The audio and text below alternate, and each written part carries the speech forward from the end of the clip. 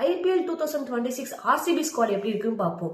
Defending champion ஆக்ஷனுக்கு போறதுக்கு முன்னாடி team செட்டா தான் இருந்தது. இந்த ஆக்ஷன்ல அவங்க பேக்கப் ஆப்ஷனுக்கு தான் போனாங்க. அதுவும் நல்லா பிக் பண்ணிருக்காங்கன்னு நான் நினைக்கிறேன். ஃபர்ஸ்ட் வந்து வெங்கடேஷ், இவர் மெகா ஆக்ஷன்லயே ஆர்சிபி 23 crores வரைக்கும் போனாங்க. சோ அப்ப எடுக்க முடியல. பட் இங்க மினி ஆக்ஷன்ல ஒரு 7 crore எடுத்திருக்காங்க. Venkatesh Iyer at number 3 in IPL. அவருக்கு நல்ல ஸ்டாட்ஸ் தான் இருக்கு.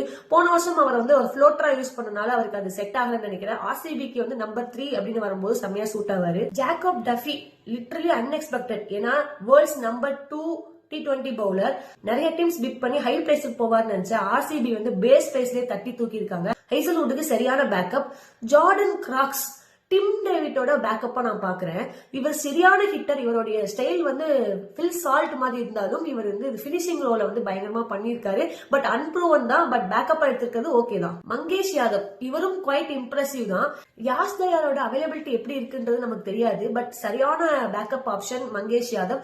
லெஃப்ட் ஆர்மர், அதே மாதிரி நல்ல ஹிட்டர், அதே மாதிரி சூப்பர் ஃபீல்டர். இதுக்கப்புறம் ஒரு 4 அண்டர் 19 பாய்ஸ் எடுத்திருக்காங்க. ஸ்குவாட ஃபில் பண்றதுக்காக அங்கங்க எடுத்த மாதிரி தெரியல. எனக்கு இந்த பிளேயர் வேணும் அப்படின்னு கரெக்டா போய் எடுத்த மாதிரி இருக்கு. அவங்களோட பிளேயிங் 11 போன வருஷம் பிளேயிங் 11 தான் இருக்கும். எந்த சேஞ்சஸும் இருக்க வாய்ப்பு இல்ல. இப் சப்போஸ் ஒரு சேஞ்ச் இருக்கணும் அப்படின்னா படிக்கலுக்கு பதிலா வெங்கடேஷ் ஐயர் வந்திருப்பாரு. வெங்கடேஷ் ஐயர் வந்தாருன்னா ஒரு பவுலிங் ஆப்ஷன்ஸ் எக்ஸ்ட்ரா இருக்கும். ஸ்குவாட வச்சு ஆர்சிபி அந்த கப்பை டிஃபெண்ட் பண்ணுவாங்களா அப்படிங்கறத பொறுத்து இருந்து பார்ப்போம்.